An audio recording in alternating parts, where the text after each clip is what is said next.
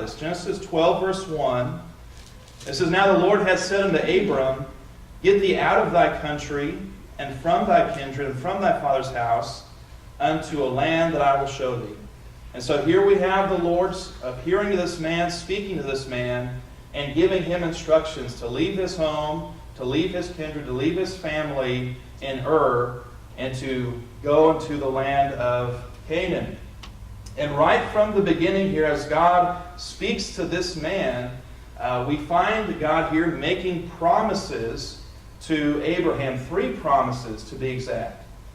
First of all, we see that God would make of Abram a great nation. Verse 2. And it says, verses 2 and following, he says, I will make of thee a great nation, and I will bless thee and make thy name great, and thou shalt be a blessing. I will bless them that bless thee, and curse him that curseth thee. And in thee shall all families of the earth be blessed. So the first promise God made this man was of Abram. He would make a great nation.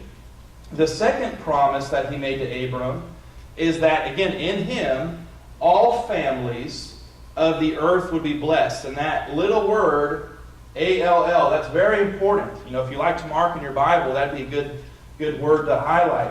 All families of the earth would be blessed through Abraham. So not just Abraham's family, not just his direct descendants, Isaac and Jacob, for example, but all families.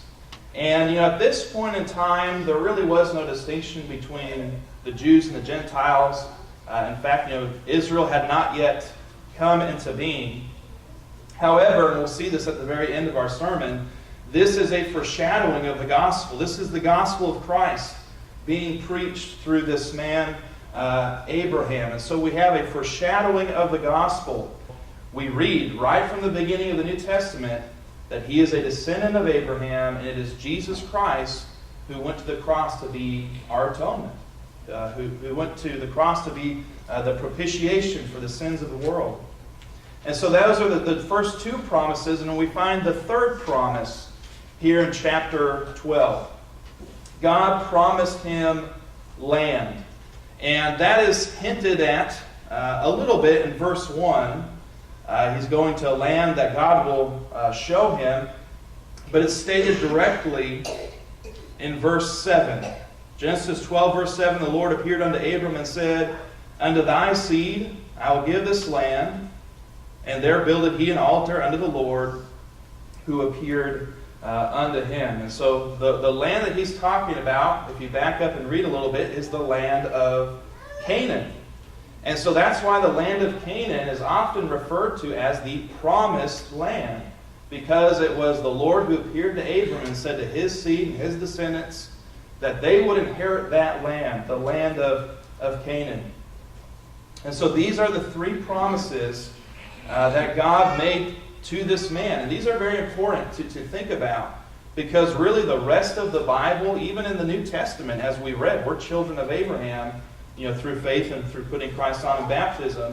The rest of the Bible is impacted by these 3 promises God made to this man. So again, he promised that of Abraham he'd make a great nation, that in Abraham all families of the earth would be blessed, and that in Abraham his descendants would inherit the land of Canaan.